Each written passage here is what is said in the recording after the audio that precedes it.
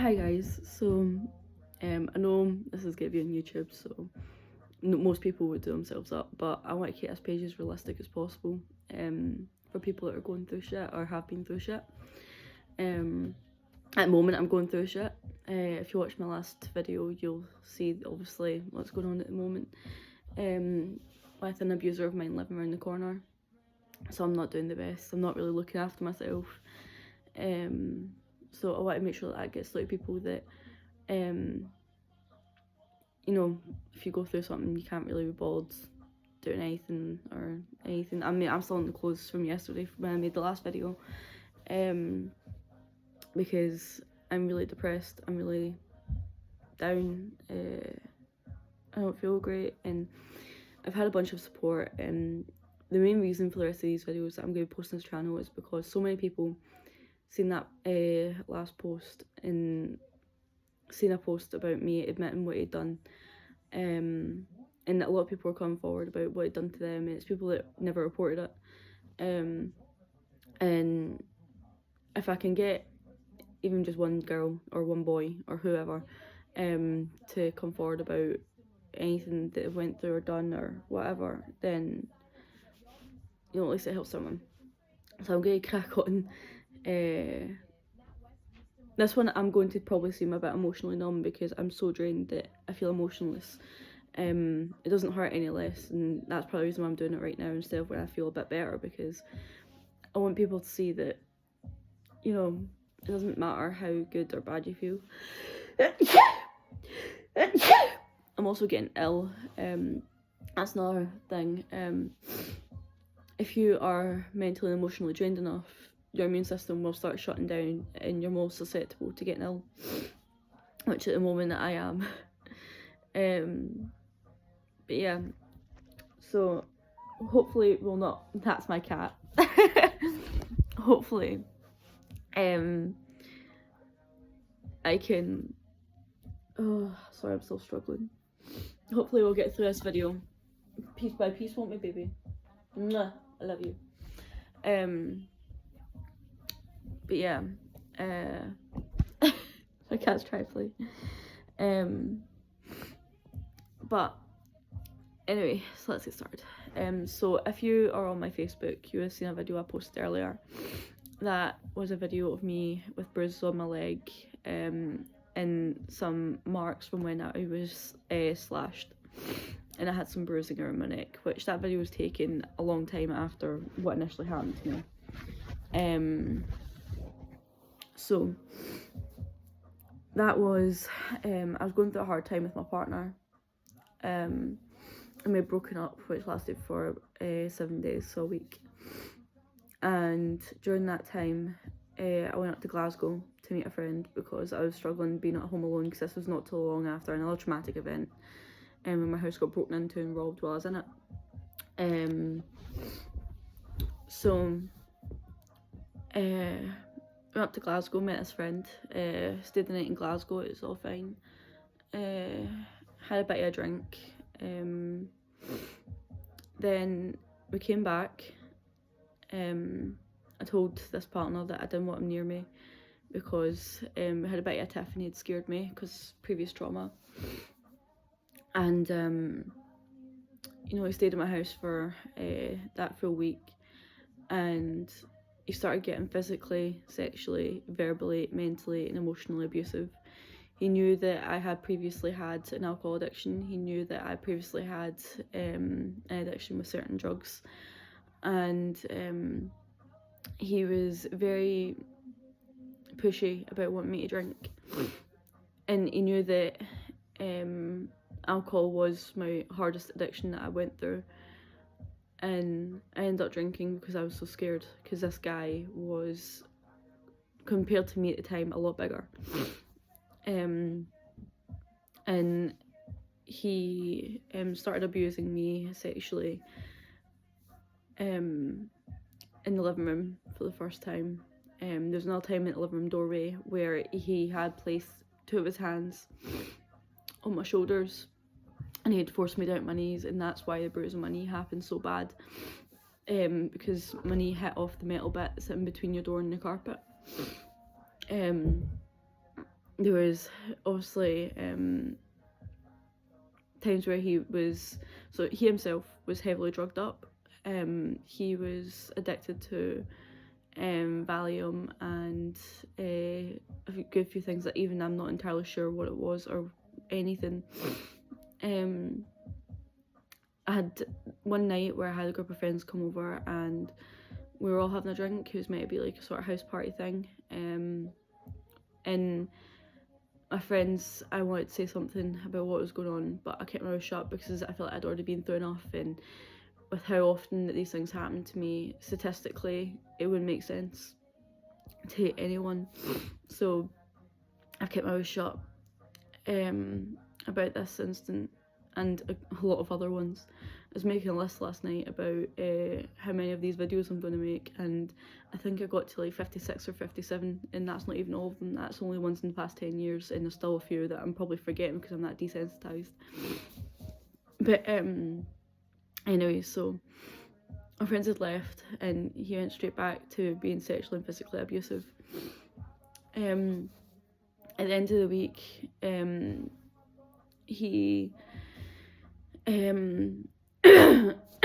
decided that enough was enough because I realised how badly I was struggling with alcohol. And I went to the bathroom and I texted my ex to say, hi, look, I'm sorry, this is what's going on, I'm terrified. He told me I was to meet him at the bus stop. So I was like, well, I don't know how I'm going to get the house. And he told me to just make up some excuse. So I came out of the toilet and I told him that I had to go to the shop to go and get tobacco. So I left, I walked down towards the shop, and next to the shop was a small lane that you could take to the bus stop that I agreed to meet him at. So I took the shortcut. I looked back to make sure I wasn't at the window and I took the shortcut. Met my ex and we ran round to the police station.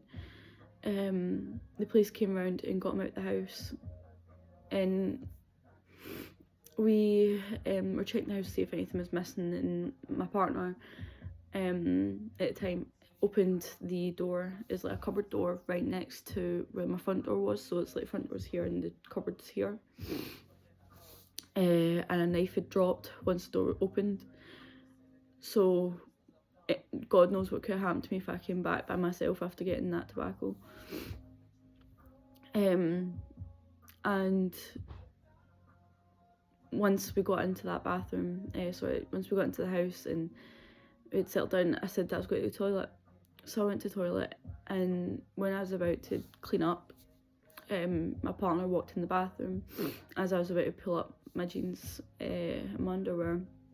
He grabbed me by my neck and he put me up against the wall next to the toilet, and he put his hand down there, and he turned and told me, I thought whores like you like being treated like this.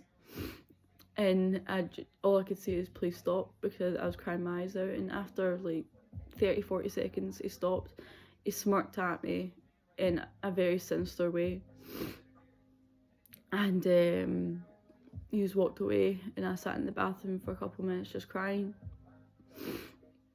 I thought that I was safe because he came and saved me from him and then put me straight back in danger with him, and I didn't even walk away from him until 2 or 3 months after that.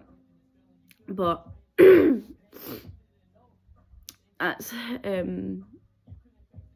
another one of my lovely traumatic stories that I hope someone can even send me relate. As I say, I've got over 50 odd of these to make, so if you can't relate to this one, I'd really hope that somewhere in my hell of experiences I've got one that will help. But as I said, I just want to keep this as realistic as possible. I'm sitting in a messy house at the moment, in clothes that I've been wearing for over 24 hours. It's fucking hard. I've not eaten today yet. I've not drank anything today yet. It's hard, and I'll be honest. So I had an alcohol addiction at 15. I ended up lying in my bed to detox pale white and I felt like I had ants crawling under my skin and it was horrible. I've had times where I've realised, right, okay, if I keep drinking, because I've sort of binge drinking, that I need to reel this in, otherwise it will become an addiction. So I feel like at the moment I would want to turn to alcohol. Now I'm hoping I don't. I really am hoping I don't. And I'm going to do the best I can to make sure that I don't. But even if it did, although it's not the best situation, the way I see it is you do what you do that you need to do to survive. Whether that is drugs, whether that is alcohol, whether it's smoking, whether it's whatever. I mean, who am I to judge anyone for what they want to do to get themselves through a crappy time? But I mean, my messages are always open, my comments are always open. Even if you're in a situation like I was there where you feel like you couldn't get out and you're trapped without help from someone else externally, just anything. It's definitely a crappy time to be alive. But I'm hoping somewhere in my 22 years of trauma I can make some sort of difference. But I definitely need some nicotine, so I'm going to leave this video here. It's not as long as the other one because, as I said, I'm quite emotionally numb at the moment. Normally I'd be tearing up like crap by now. But I'm just so numb from what I'm going through at the moment that it feels like I'm in psychiatry at the moment. I'm so used to talking about the stuff that's happened to me over and over and over again that I'm just so numb to it. But I make sure I remind myself that it's not normal what I've been through. It's not okay. I can definitely say, because this is going to be a question that I'm probably going to get a lot, is if I've been abused sexually so as much as what I say I have, why have I slept with the amount of people that I have? And the easiest answer to that is I over-sexualised myself from a very young age because that's all I knew. I thought that it was normal. I thought that it was just an average day-to-day thing, that's what I was supposed to do, that's all I was good for. And then once I started being the younger person seeking it, it wasn't until later on, I think I must be about 18, 19, I was like, there's so many people that I've consensually slept with. And I'm doing air quotes because for the ones, some of them that I'm talking about, I was not of age to consent. So when I think about that, I'm like, you know what, actually, why the heck did any of them think that was okay? Like, even though I was saying yes, they all knew my age. It's the one thing I can actually take pride in saying is that I've never lied to anyone about my age in order to have some sort of sexual nature of relationship with them. And there has been a few that have claimed that I lied about my age, whereas I can definitely say with my reputation when I was younger that everyone knew my age. Even if I attempted to lie about it, which I never did, you'd know about it before you probably even met me. I can definitely assure you that you're probably going to be called a liar when you open your mouth, and you're more likely going to be bullied, you're probably going to get beaten, you're probably going to have all sorts happen to you, depending on obviously your circumstances. Because when I started opening my mouth as a child, because I started to click on everything that was going on wasn't right, I got battled a lot. I'd get beaten on my way home from school, I'd get beaten at school, I would get beaten when I was out with my friends, I would get drugged, I was sexually assaulted again. There's a lot that can happen in retaliation, but I'm now at the stage where I'm an adult. They can try and hurt me all they want, they can try and touch me. I'm a lot stronger and a lot more hard in the head and tougher than what I was as a child. I'm not going to let the fact that they hurt me when I was at my most vulnerable, feed them. Because, at that point I didn't know what to do. Whereas nowadays it's more of a, yeah, I might freeze up. I'm not going to say that I can definitely protect myself. And I'd like to think I could, but freezing is a possibility, which doesn't make me feel the safest. But knowing that I at least have the physical capability of looking after myself, if anything, God forbid, was to happen, makes me feel a lot better. But anyway, I said I was going to end this a few minutes ago, so I hope you have a nice day, guys, and I hope you come back tomorrow when I've got another crappy situation to talk about. But yeah, enjoy.